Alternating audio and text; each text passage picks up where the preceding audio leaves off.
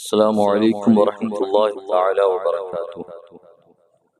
نحمد اللہ تعالی علی سابغ نعمائه وتوالي آلائه ونستزيده سبحانه وتعالى من فضله ونسأله العون والسداد ونصلي على صفوة أنبيائه وخاتم رسله وأصفيائه وعلى آله وصحبه ومن اتبع هديه إلى يوم الدين، وبعد، فأعوذ بالله من الشيطان الرجيم، بسم الله الرحمن الرحيم، إنما يخشى الله من عباده العلماء، آمنت بالله صدق الله العظيم وبلغنا رسوله النبي الأمين المتين الكريم، ونحن على ذلك لمن الشاهدين والشاكرين والحمد لله رب العالمين۔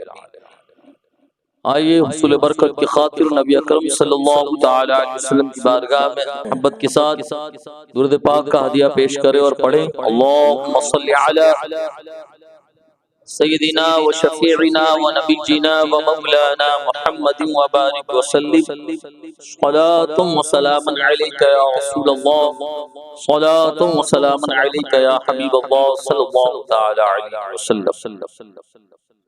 اللہ رب العزت نے گزشتہ امت کے درمیان ایک ہی بات دیگرے ان کے ہدایت کے لیے، ان کی تبلیغ کے لیے کئی ایک انبیاء کرام علیہ السلام کو مبعوث فرمایا۔ قرآن میں ہے کان الناس امتا واحدہ، تمام لوگ ایک شریعت پر قائم۔ کب تک؟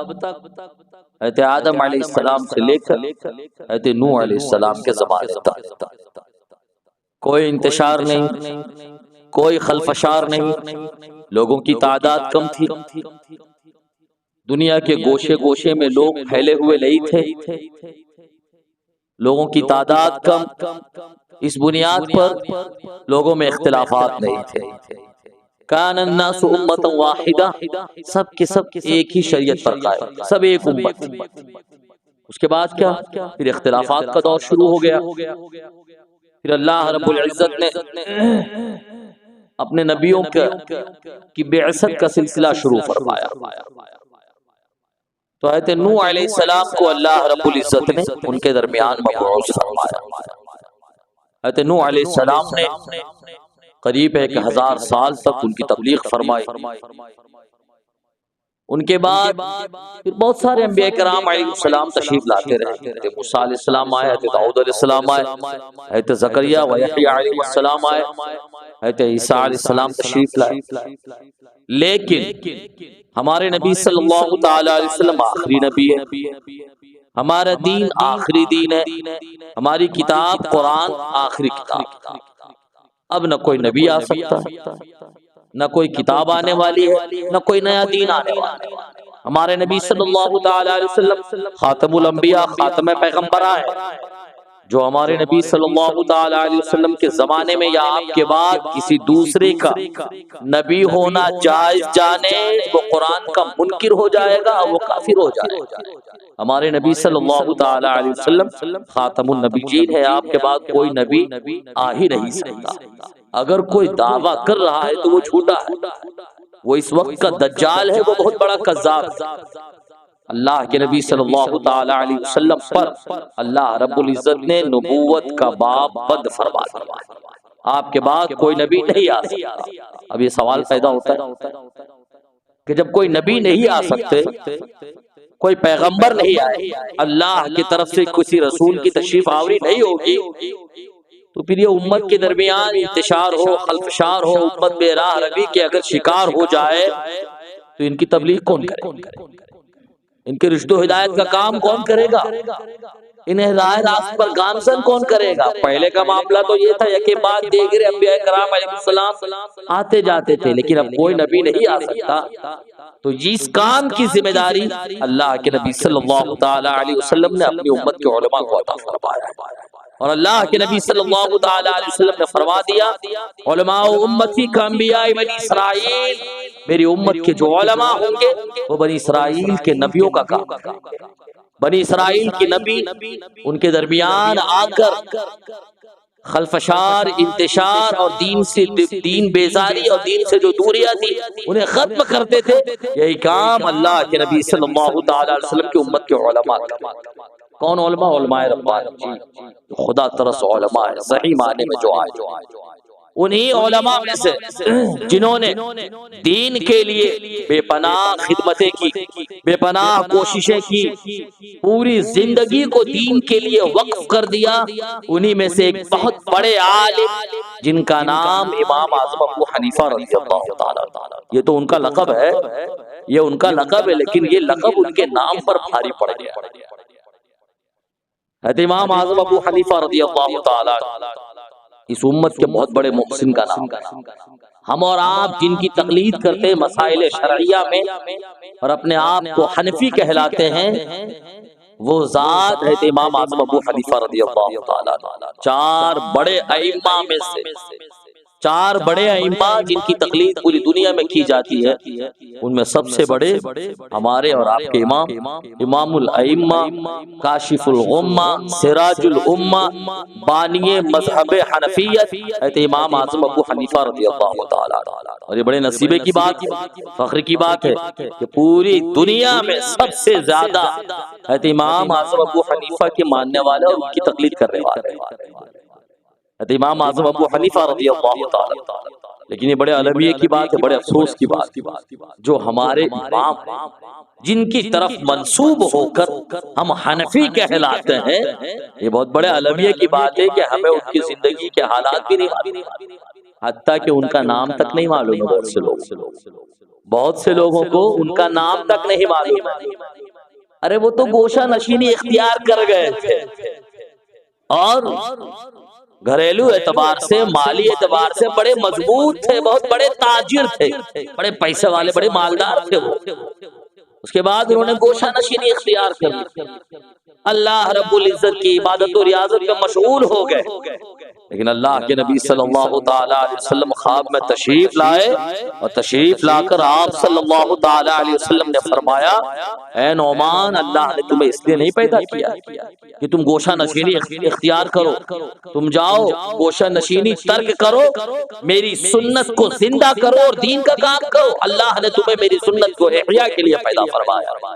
امام اعظم ابو حنیفہ رضی اللہ تعالیٰ اس کے بعد آپ گوشہ نشینی کو ترک فرماتے. جو پورا وقت عبادت و ریاضت میں مصروف ہو رہا تھا، آپ اس عمل کو چھوڑتے ہیں. اس کے بعد آپ درس و تدریس کا سلسلہ شروع فرماتے ہیں. آپ تعلیم دے رہے ہیں، مسائل شرعیہ کو حل فرما رہے ہیں. وہ مسائل جس میں امت پیچیدہ ہو جائے، قرآن و حدیث کی وہ آیت مبارکہ اور وہ نصوص شریف جس میں امت پریشان ہو جائے، پیچیدہ ہو جائے، سمجھ میں نہ آئے کس چیز پر عمل کرنا ہے، کس کو چھوڑنا ہے، ایسے تقریباً لاکھوں مسائل کو آپ نے حل فرمایا. امام اعظم ابو حنیفہ رضی اللہ تعالیٰ پوری رات جاگ رہے ہیں، ایک طرف اللہ کی عبادت فرما رہے، دوسری طرف امت کے لیے آسان راہ پیدا کرنے کی کوشش فرما رہے. آپ درس و تدریس میں مشغول ہو گئے. اس کے بعد دنیا نے دیکھا کہ آپ کی درسگاہ سے پڑھنے والے کوئی امام ابو یوسف بن کر فارغ ہو رہے ہیں، کوئی امام محمد بن کر فارغ ہو رہے ہیں، اور کوئی امام عبداللہ ابن مبارک جیسے جلیل القدر ائمہ بن کر فارغ ہو رہے ہیں. یہ ہے امام اعظم ابو حنیفہ رضی اللہ تعالیٰ کی درسگاہ کی شان. اللہ رب العزت نے بڑا ذہین و فطین آپ کو بنایا تھا. اصل میں ہے کیا، آج تو بولنا چاہیے تھا شب برات کے حوالے سے، لیکن شب برات کے حوالے سے اس دن بھی انشاءاللہ بول دیں گے. ہمیں چاہیے کہ اپنے محسنوں کو یاد رکھیں، انہیں فراموش نہ کریں، انہیں یاد رکھیں، کم سے کم ان کے بارے میں سنیں، کچھ پڑھیں، تب ان کی زندگی کو ہم جانیں گے. وہ فارسی کا ایک شعر ہے نا، نام نیک رفتگاں ضائع مکن، تاب ماند نام نیکت برقرار. اپنے نیک لوگوں کا نام ضائع نہ کر، فراموش نہ کر، نہ بھولا کر، تاکہ دنیا بھی تجھے نیک نام سے یاد کرے. تو جو ہمارے اکابرین ہیں، جو ہمارے اسلاف ہیں، جو ہمارے بزرگ ہیں، ان کی زندگی کو پڑھیں، انہیں یاد رکھیں، اس پر عمل کرنے کی کوشش کریں، تو یقیناً ہمارے لیے یہ زندگی بھی آسان ہو جائے گی اور ہماری آخرت بھی آسان ہو جائے گی۔ حضرت امام اعظم ابو حنیفہ رضی اللہ تعالیٰ، آپ فارسی النسل تھے، آپ کے آباء و اجداد فارس کے رہنے والے تھے۔ وہ ایک بادشاہ جس کا واقعہ آپ لوگوں نے پڑھا ہوگا، اسکول کے نصاب میں بھی پڑھا ہوگا، مدرسے کے نصاب میں بھی پڑھا ہوگا، نوشہرواں بادشاہ، اسی کے نسل سے ہے امام اعظم ابو حنیفہ رضی اللہ تعالیٰ۔ آپ کے دادا حضرت علی رضی اللہ تعالیٰ عنہ کے زمانے میں اسلام لائے تھے، اور آپ کے دادا کا بھی نام ایک روایت کے مطابق نعمان ہی تھا۔ آپ کا بھی نام نعمان اور آپ کی کنیت ابو حنیفہ اور آپ کا لقب امام اعظم ابو حنیفہ۔ آپ کا نعمان کیا ہے؟ آپ کا نام کیا ہے؟ نعمان، اور آپ کے والد صاحب کا نام ثابت، اور پھر آپ کے دادا کا بھی نام نعمان، تو آپ کا نام ہو گیا نعمان اور آپ کی کنیت ابو حنیفہ اور آپ کا لقب امام اعظم۔ آپ کا بھی نام نعمان اور آپ کے دادا کا بھی نام نعمان تھا، تو جو آپ کے دادا تھے وہ اسلام لائے تھے حضرت علی رضی اللہ تعالیٰ عنہ کے دور میں، اور وہ اپنے علاقے سے ہجرت کر کے کوفہ میں آ کر آباد ہو گئے تھے۔ سن 80 ہجری میں حضرت امام اعظم ابو حنیفہ رضی اللہ تعالیٰ عنہ کی ولادت سرزمین کوفہ پر ہوئی۔ یہ ہمارے امام اعظم ابو حنیفہ رضی اللہ تعالیٰ عنہ کی زندگی کی کچھ شرح حیات ہے، زندگی کی کچھ جھلکیاں۔ تقوی و طہارت کے آپ امام، آپ نہ صرف مسائل شرعیہ کے امام تھے بلکہ تقوی و طہارت میں بھی آپ یکتائے روزگار تھے، اور آپ کی ذات کتنی عظیم ہے آپ اس سے اندازہ لگائیں کہ وہ اللہ کے وہ نیک بندے جنہوں نے خواب میں اللہ کا دیدار کیا، ان میں سے ایک آپ کی ذات ہے۔ ایک دو بار نہیں بلکہ تقریباً 100 دفعہ ہمارے امام اعظم ابو حنیفہ رضی اللہ تعالیٰ عنہ نے خواب میں اللہ کا دیدار کیا۔ یہ ہے امام اعظم ابو حنیفہ رضی اللہ تعالیٰ عنہ کی ذات ہے، بڑی اونچی ذات کے مالک ہے۔ حدیث پاک میں مسلم شریف کی حدیث ہے، لو کان العلم بالثریا لتناولہ رجال من ابناء فارس، اگر علم دین ثریا ستارے کے پاس بھی ہوگا تو فارسیوں نسل میں سے ایک شخص ہوگا جو وہاں سے بھی علم دین کو حاصل کر لے گا۔ اور ایک اور حدیث پاک ہے جو مسلم میں بھی ہے، بخاری میں بھی ہے، لو کان الدین عند ثریا، کہ اگر دین کی معلومات، دین کا علم ثریا کے پاس ہو، لتناولہ رجال من فارس، تو فارس کے کچھ لوگ اسے وہاں سے بھی حاصل کر لے گا۔ عاشق رسول محدث جلیل حضرت علامہ جلال الدین سیوطی رحمت اللہ تعالی علیہ فرماتے ہیں کہ میرا اپنا گمان ہے کہ ان احادیث مبارکہ میں اللہ کے نبی صلی اللہ تعالی علیہ وسلم نے جس شخص کے بارے میں یہ بشارت دی ہے کہ دین کا علم اگر ثریا ستارے کے پاس بھی ہو تو وہ شخص وہاں سے حاصل کر لے گا، میرا اپنا یہ کہنا ہے کہ وہ شخص کوئی اور نہیں بلکہ امام اعظم ابو حنیفہ رضی اللہ تعالیٰ عنہ۔ اتنی عظیم ذات ہمارے امام اعظم ابو حنیفہ رضی اللہ تعالیٰ عنہ، بہت بڑے محسن ہیں، ہزاروں مسائل کو حل کر کے انہوں نے ہمارے درمیان رکھ دیا۔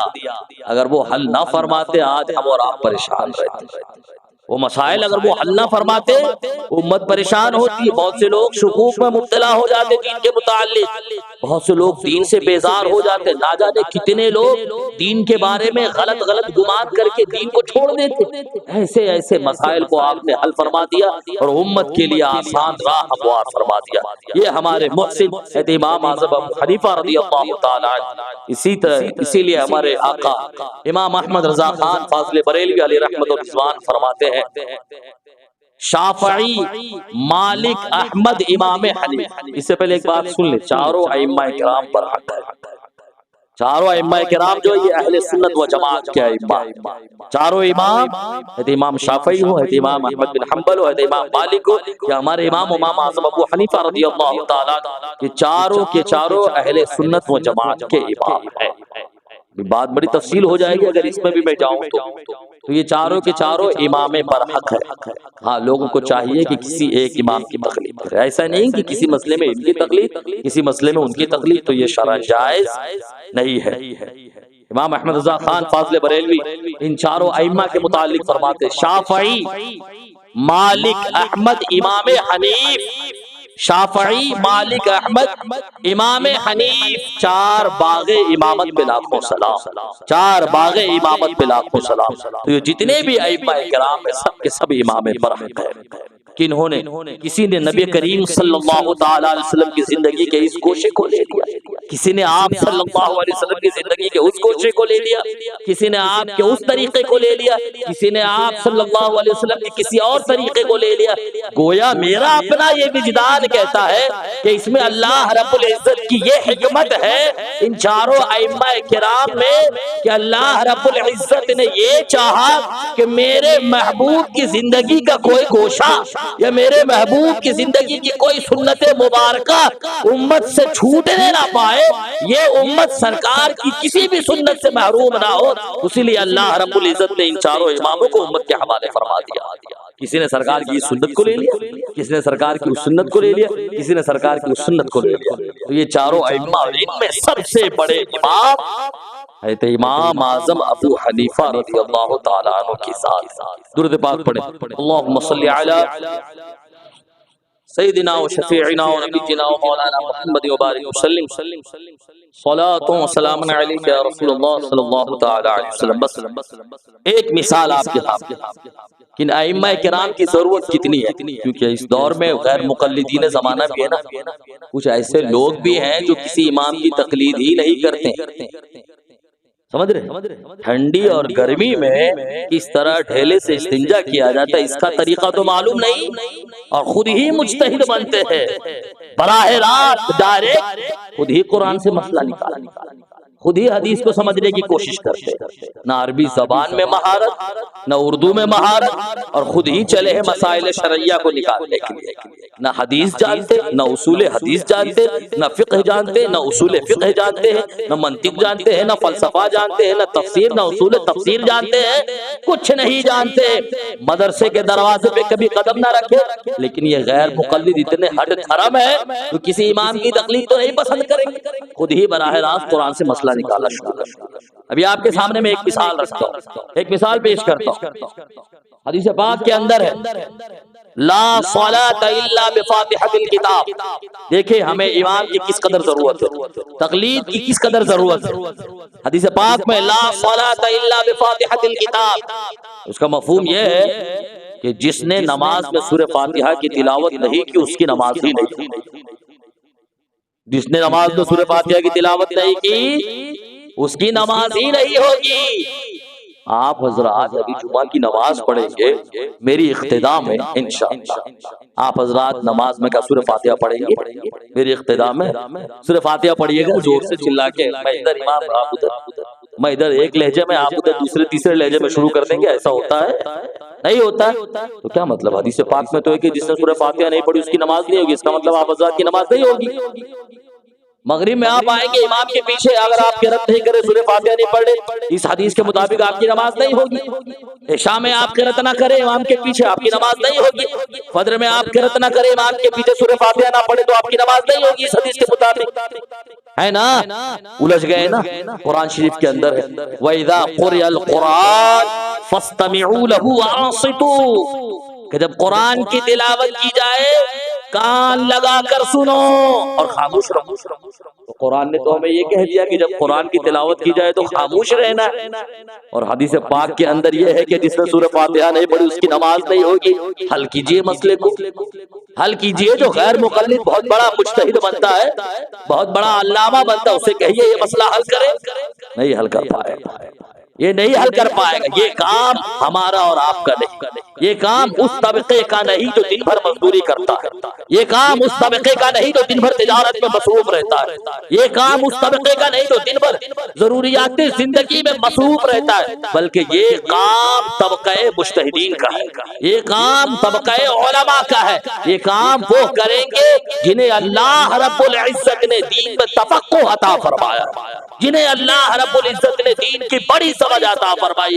یہ کام ان کا ہے۔ سمجھ رہے؟ یہ کام کرنے والے کون ہیں؟ یہی مجتہدین علماء ہیں۔ حضرت امام اعظم ابو حنیفہ، حضرت امام شافعی، حضرت امام مالک، حضرت امام احمد بن حنبل ہے۔ اسی قرات خلف الامام یعنی امام کے پیچھے قرات کرنا. امام اعظم ابو حنیفہ رضی اللہ تعالیٰ عنہ کے دور میں اس پر مناظرہ ہوا تھا. اچھا آپ بہت بڑے زہید تھے, کئی مناظرے آپ نے چند منٹوں میں آپ نے مناظرہ جیت لیا. بہت بڑے مسائل آپ چند لمحوں کے اندر آپ حل فرما دیا کرتے تھے. بہرکیف اس مسئلے کو پہلے سمجھ لیں کہ یہاں آپ حضرات کی تشنا نہ رہ جائے. تو سنیں حدیث پاک کے اندر جو آیا ہے لا صلاۃ الا بفاتحۃ الکتاب, یہ حدیث پاک جو ہے نا مطلق نہیں, بلکہ اس حدیث پاک کا مطلب یہ ہے کہ آدمی اگر تنہا نماز پڑھ رہا ہو تو وہ اگر سورہ فاتحہ نہیں پڑھے گا تو اس کی نماز یا امام جو نماز پڑھا رہے ہیں وہ اگر سورہ فاتحہ کی تلاوت نہ کرے تو اس کی نماز نہیں ہوگی. یہ جو لا صلاۃ الا بفاتحۃ الکتاب کہ بغیر سورہ فاتحہ کی نماز نہیں ہوگی, یہ امام صاحب کے لیے ہے اور تنہا نماز پڑھنے والے کے لیے, مقتدی کے لیے نہیں ہے. مقتدی کے لیے کیا حکم ہے؟ قرآن نے کہا وَإِذَا قُرِئَ الْقُرْآنُ فَاسْتَمِعُوا لَهُ وَأَنصِتُوا, کہ جب قرآن کی تلاوت کی جائے تو کان لگا کر سنو اور خاموش رہو. اور حدیث پاک میں بھی ہے اللہ کے نبی صلی اللہ تعالی علیہ وسلم ارشاد فرماتے ہیں امام تو بنایا ہی اس لیے جاتا ہے تاکہ اس کی اقتدا کی جائے. امام بنایا ہی اس لیے جاتا ہے تاکہ اس کی اقتدا کی جائے. لہذا جب امام تکبیر کہے تو تم تکبیر کہو, اور جب امام قرات کرے تو تم خاموش رہو. تو مسئلہ حل ہو گیا کہ وہ, اور یہ مسئلہ کس نے حل کیا؟ یہ ہمارے امام اعظم ابو حنیفہ رضی اللہ تعالیٰ عنہ یہ مسئلہ حل فرمایا. یہ ہما و شما ہمارے اور آپ کے بس کی بات نہیں ہے, یہ امت کے جو طبقات مجتہدین ہیں یہ ان کے بس کی بات ہے. اللہ نے انہیں یہ سمجھ عطا فرمائی. ہر آدمی اگر اپنی عقل کا گھوڑا دوڑانا شروع کر دے تو مسئلے سب کھچڑی پکنا شروع ہو جائے. یہی ہے غیر مقلدین زمانہ, ان کا یہی معاملہ ہے. وہ کسی امام یا کسی بڑے کو نہیں مانتے, وہ بڑے بے ادب ہوتے ہیں, وہ بہت بڑے بے ادب ہوتے ہیں. علماء کے بڑے بے ادب ہوتے ہیں, بزرگان دین کے بڑے بے ادب ہوتے ہیں, ائمہ کرام کے بڑے بے ادب ہوتے ہیں. ان میں آپ کو ادب نہیں ملے گا, حتیٰ کہ آپ دیکھو تو وہ روضہ رسول کا بھی ادب نہیں کرتے. معاذ اللہ, اپنے ہندوستان میں تو قدر غنیمت ہے, باہر کے ممالک کے تو یہ حالات ہے کہ قرآن کو تکیہ بنا کر سو جاتے. یہ اتنے بڑے بے ادب طبقہ ہے.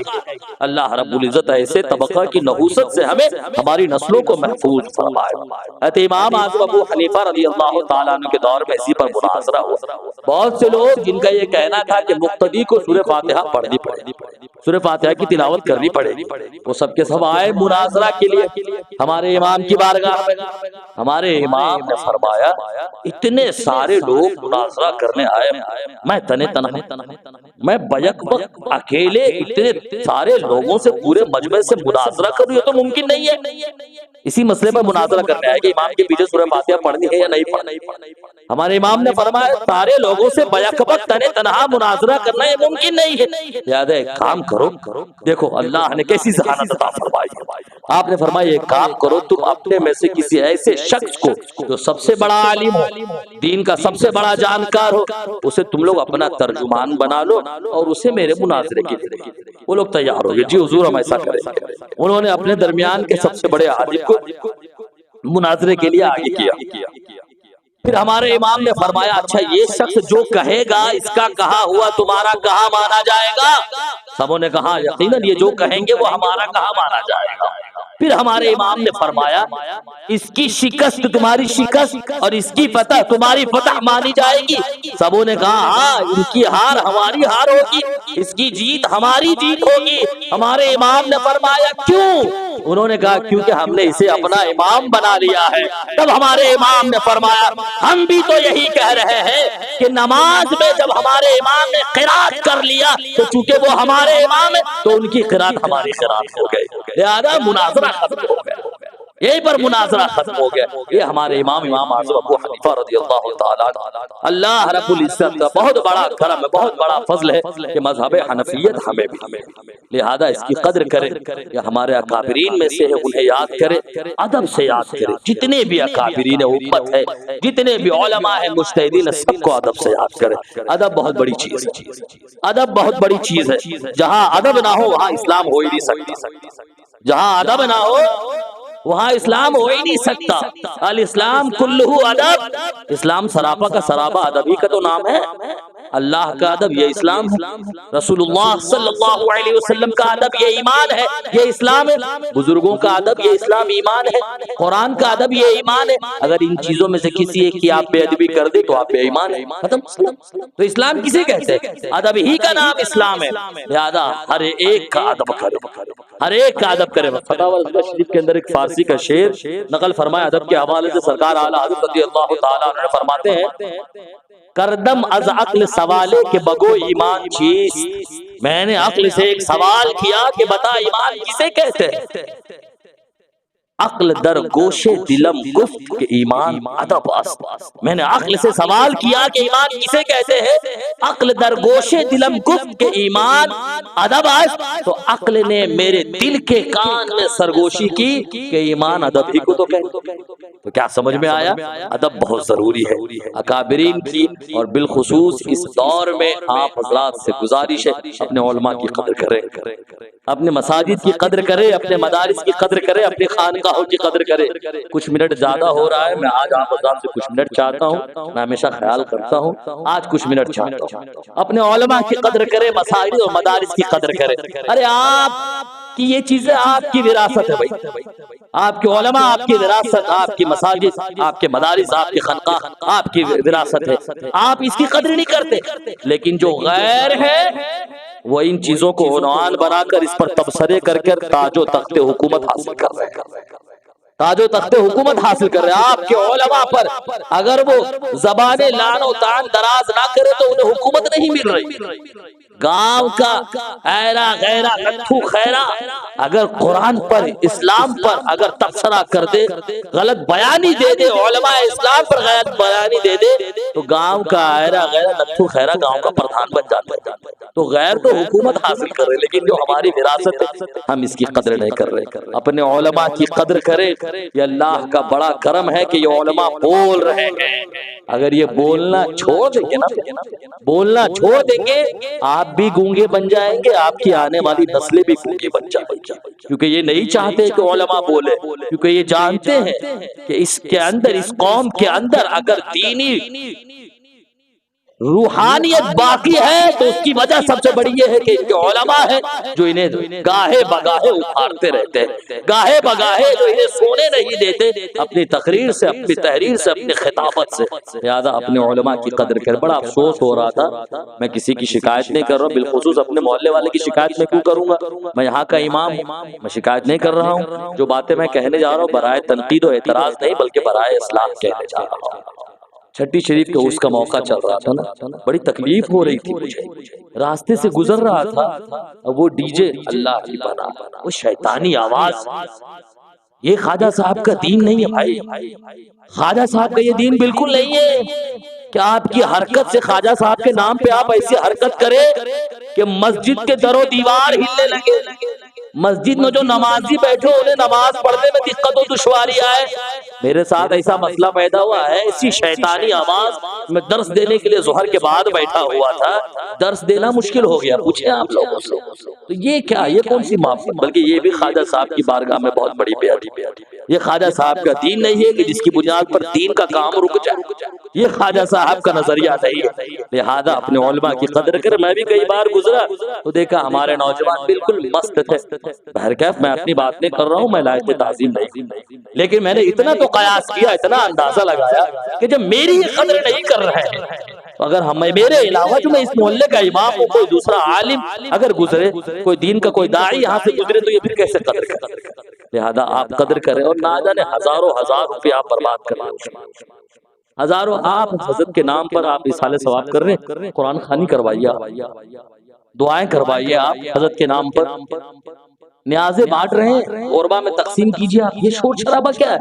25,000 50,000 کے آپ ڈی جے لگوا رہے ہیں، بھائی بتائیں یہ کیا چیز ہے؟ آپ میں بھی الحمدللہ سنی ابن سنی ہوں، میرے دادا سنی، پردادا سب کے سب سنی ہے، میری سنیت میں آپ شک کریں گے نہیں کر سکتے آپ، الحمدللہ خواجہ صاحب کا بہت بڑا غلام ہوں میں الحمدللہ۔ میری دعا ہے اللہ رب العزت ان کی محبت میں میری جان لے لے، اللہ رب العزت میرا خاتمہ ان کی محبت میں ہو، لیکن یہ خواجہ صاحب کا نظریہ ہے۔ آپ اس طرح پیسے برباد کر رہے ہیں. آپ کو چاہیے کہ وہی پیسوں سے آپ ایسا کام کریں جس سے دین کا کام ہو یا قوم اور معاشرے کی بھلائی کا کام ہو.